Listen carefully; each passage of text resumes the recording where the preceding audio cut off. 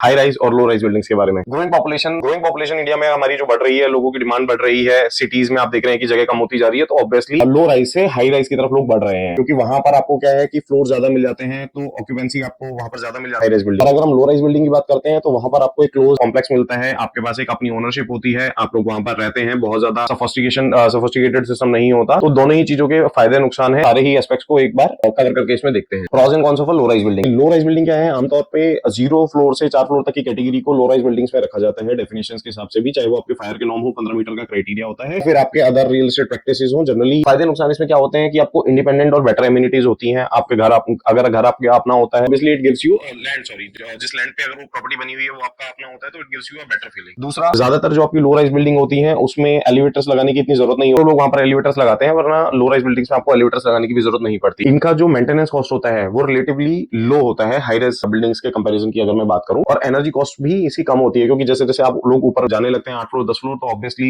Delhi NCR की अगर मैं बात करूं पर्टिकुलरली, तो यहाँ पर गर्मी ज्यादा बढ़ती है, तो आपके हीट लोड बढ़ते हैं और आपका एनर्जी कंजम्पशन भी उन चीजों से बढ़ता रहता है। Easier compliance with fire safety norm, जैसे कि मैंने आपको कहा कि 15 मीटर से अगर छोटी बिल्डिंग होती है तो उसमें फायर सेफ्टी नॉर्म्स की जो रेस्ट्रिक्शंस होती हैं वो लीनियंट होती हैं, और जैसे जैसे बिल्डिंग की हाइट बढ़ती जाती है फायर सेफ्टी नॉर्म्स की रिक्वायरमेंट बढ़ती जाती है। सीधा इंपैक्ट आपके ना सिर्फ टेक्निकल एग्जीक्यूशन पे पड़ता है, ना सिर्फ आपको इंजीनियरिंग सपोर्ट की उसमें रिक्वायरमेंट ज्यादा होती है, दूसरा वीजा वीजा आपकी उसमें कॉस्ट भी बढ़ती रहती है। Higher resale value. Property trend में अगर मैं हाई राइज की बात करूं, आपने एक चीज देखी होगी, एक आपने एक चीज ऑब्जर्व करी होगी कि जैसे जैसे हाई राइज बिल्डिंग जो होती है उनकी एज बढ़ती रहती है, तो उनकी रीसेल वैल्यू कम होती रहती है। मैं एक दो एक्सेप्शंस की बात नहीं कर रहा, Mumbai for particular this thing is a completely exceptional market, क्योंकि वहां पर डेंसिटी काफी ज्यादा है, लेकिन अदरवाइज अगर देश के आप बाकी हिस्सों के बारे में बात करेंगे तो आप यही पाएंगे कि जैसे आपकी एज बढ़ती रहती है, आपकी हाई राइज बिल्डिंग की प्रॉपर्टी वैल्यू है वो कम होती रहती है। ऑन द कंट्री, जो लो राइज बिल्डिंग होती है उनकी प्रॉपर्टी की जो वैल्यू है वो बढ़ती रहती है, स्टेबल होती रहती है, या तो स्टेबल होगी या बढ़ती रहेगी, वो कम नहीं होगी, क्योंकि आपके पास वहां पर जो लैंड का पोजीशन होता है वो इंटैक्ट रहता है, और easier access to street and facility. Low rise building में उसमें एक्सेसिबिलिटी जो ग्राउंड फ्लोर्स की होती है, या जो स्ट्रीट्स की होती है, विसिनिटीज की होती है, एमिनिटीज की होती है। चलिए नुकसान के बारे में बात करते हैं। अगर आपकी गेटेड कम्युनिटी नहीं है और आप लो राइज फ्लोर में रह रहे हैं, सिक्योरिटी एक कंसर्न रहता है, और लोअर एरियाज में अगर जो प्रॉपर्टी होती है तो ड्यूरिंग